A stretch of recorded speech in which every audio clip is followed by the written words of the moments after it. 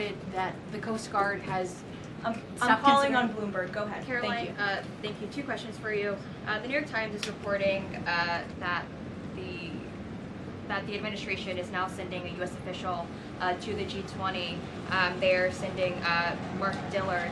Can you confirm if that is true, and then also explain the shift in? I'd be happy to explain, because there is not a shift.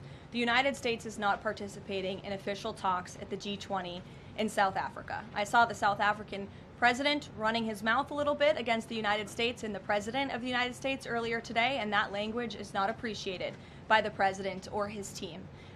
The ambassador, or the representative of the embassy in South Africa, is simply there to recognize that the United States will be the host of the G20. They are receiving that send-off at the end of the event. They are not there to participate in official talks, despite what the South African president is falsely claiming. On Ukraine, there have been reports that President Zelensky said, he's looking to look at the plan, that there's been reports about the Trump administration proposing a plan. Can you just give an update on where Russia-Ukraine stands, and does the president plan to speak with Zelensky anytime soon, or when can you expect that? So I'm happy to provide an update. I've seen quite a bit of reporting on the latest with Russia-Ukraine, so let me clarify and give you guys the truth on where it currently stands.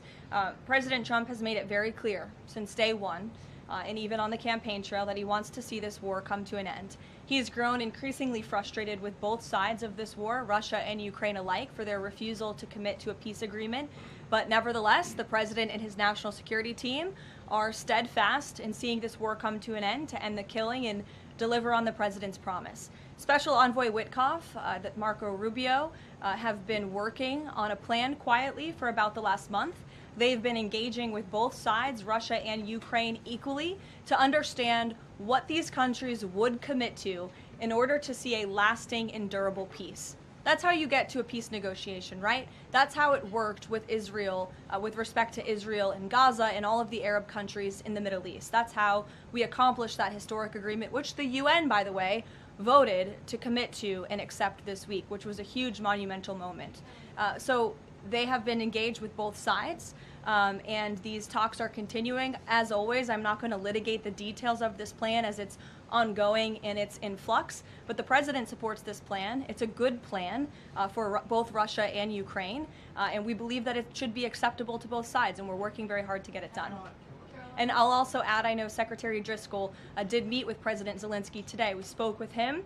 He was very optimistic following that meeting, and so again, we are having good conversations with both sides with respect to ending this war. Caroline? Sure. Go ahead. On Ukraine, you said this is a good plan. So according to our sources, this proposal demands major concessions from Ukraine and doesn't demand much from Russia. So was Russia involved in drafting Your this? understanding is wrong. Have you read the full plan?